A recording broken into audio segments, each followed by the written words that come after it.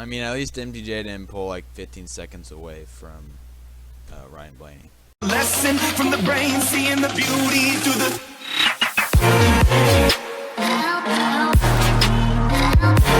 What's up, guys? Today we're going to be talking about the Kentucky race, or Kentucky race review.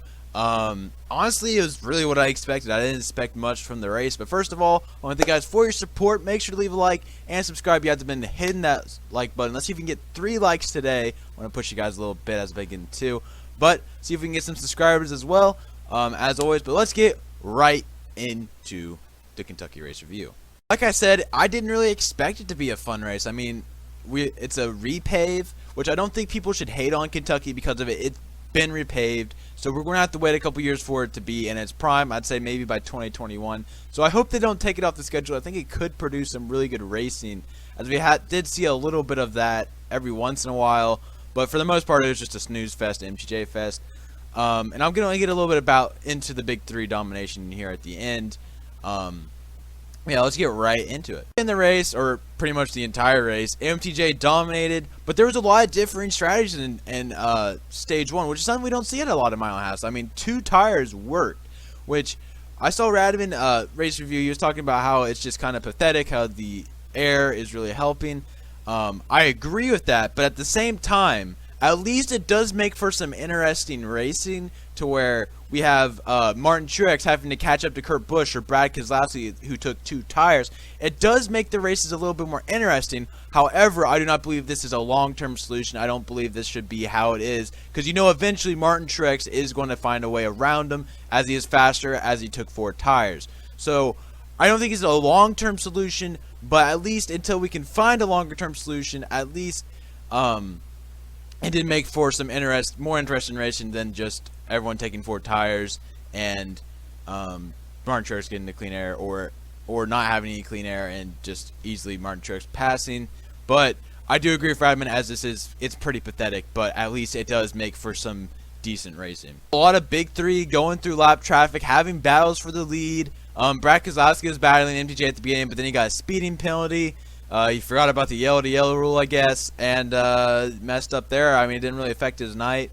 They did have to try strategy. Johnson led a lap. Always got to give a shout out to when someone small leads a lap. Well, that's okay. When someone who doesn't usually lead laps anymore leads laps, that's sad to say about Johnson. And then MTJ wins stage 1. Stage winner MTJ, I guess. Still becoming the only NASCAR driver to win a stage at Kentucky, or sorry, Cup driver to win a stage at Kentucky. Bowman tried some strategy, taking 2 tires on the pit stop. You already could tell it was not working out. It was right from the restart. He just fell all the way back to like 8th, I believe, and then was down in like 15th, and then wrecked. He was the only one involved in that wreck. Blaney showed a lot of speed. I was happy. He had not been showing speed, or at least had not been finishing races the last couple races, so it was really refreshing as a Blaney Chase fan. I just had to put Chase in there, so in case you guys didn't know. But I was happy as a Blaney fan to see him up there and actually showing some speed. Menard was looking pretty fast as well. I had to give him a shout out as well. He was in the top. He started top 5. And was in the top 5 for stage 1 and 2, and kind of faded back, and still had a top 10 finish, I believe. We'll look at that later. But still, MTJ dominance wins, and yeah. So that's stage 2. Stage 3, we had a little. I think a couple people actually either took nothing or took 2. I believe Joe Logano didn't take anything, but that might have been stage 2. But Larson, right away, looked like oh yes, he might actually win this race. He actually has a great chance. And then his track bar goes to shit. It just starts. What happens is, it happened to Jay McMurray in practice. The track bar just started falling, which makes you tighter and tighter, in which you just can't turn in the turns. Just nothing much you can do about it. And they made the wedge adjustment to where it felt normal. And I think he worked his way back into the top 10, which is a great job by him. He missed driver introduction, so he started at the rear anyway, so it was kind of sad seeing him go back. And then he came back up and got the top 10, so shout out to him. Great race by Kyle Larson of the missing driver intros. And then 2 tires, impressed. I mean, I was really impressed with how the 2 tires went. We don't see that a lot at mile and a half, or really any track in general. I was kind of happy. I was happy to see that the strategy worked out, but obviously it was still a pretty boring race.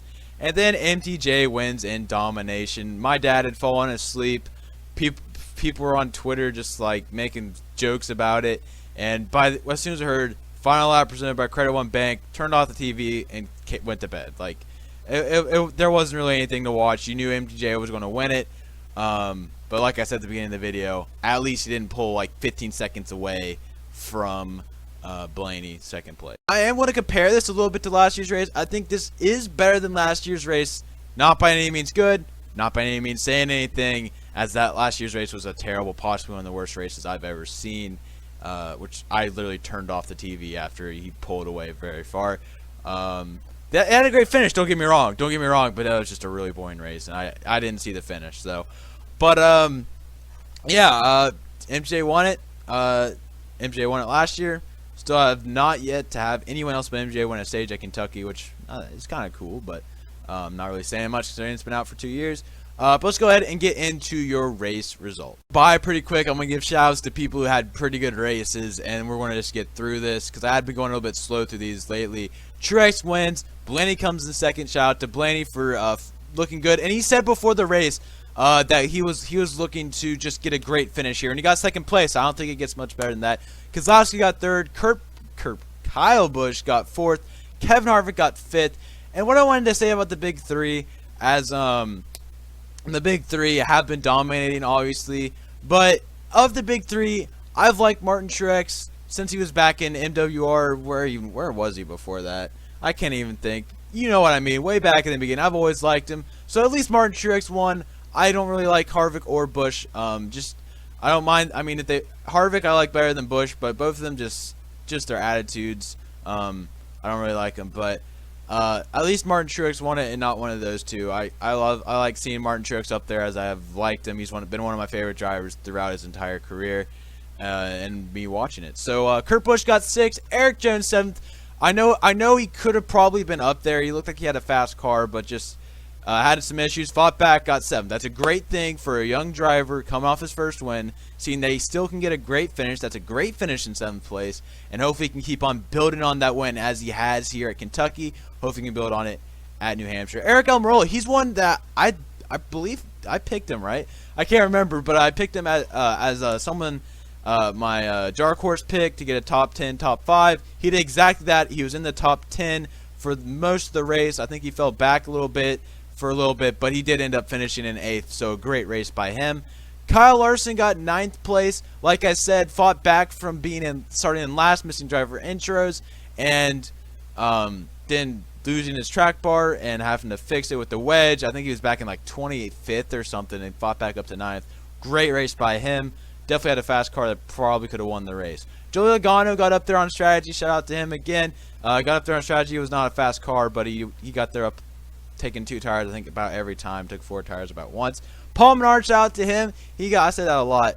He got 11th. He had a great race. Getting Wood Brothers. Actually, kind of similar stats to Ryan Blaney. I mean, definitely not as good as Ryan Blaney, but he's kind of like that tier below Ryan Blaney when Ryan Blaney was at Wood Brothers. So shout out to Paul Menard. Clipboard got 12th. He just didn't seem to have the speed yesterday. Chase Elliott got 13th, and Jimmy Johnson got 14th. I mean, those aren't great finishes by any means, but not bad finishes by any means. So it's kind of in the middle. They didn't have speed. I mean, I saw Chase got somewhere on a restart and then finished in 13th, obviously. So Daniel Suarez got 15th. I mean, he had some issues. I mean, that inside line was just not working out for people on the restarts. Just Kyle Busch, Suarez, Blaney all got loose off the restart on the inside. So Reagan got 18th. Shout out to him. Like seeing Front Row Motorsports. I believe he was actually in the top 15 at one point. So Matt Kenseth, another shout out. I give out a lot of shout outs. I apologize. I did not realize I give out these many. But he was up there in the top 15 as well. That's a big step for this organization, especially the 6 car, showing that they actually do have somewhat speed. William Bryan 20th. He went really. I did not even realize he was racing. I completely forgot he existed. So Ryan Newman got 21st. Austin Dillon 22nd. Chris Buescher 23rd. Michael McDowell 24th. Kane 25th. Stenhouse, I'm going to give him a shout out because he was down and he's in last place at the beginning of the race. Right from the beginning. Had issues. He fought back, got 26th. I think that's really good for him. I know a lot of people don't like him after his incident at Daytona. I don't mind him. I kind of lost some respect, but I don't hate him. just aggressive driving. Bubba got 27th. I finally said Bubba, not Daryl. Ty Dillon got 29th. AJ Allmendinger got 30th. And just a lot of track fillers, and Alex Bowman there in last place. And it didn't work out for him. So yeah, I hope you guys did enjoy. If you did, make sure to leave a like, subscribe. I'll see y'all in the next one. I got a NASCAR E3 video coming out tomorrow. A rant about something I saw on Twitter. You guys might already know what I'm talking about, but it just kind of frustrated me. So we are going to be talking about that tomorrow. See y'all in the next one. Peace out.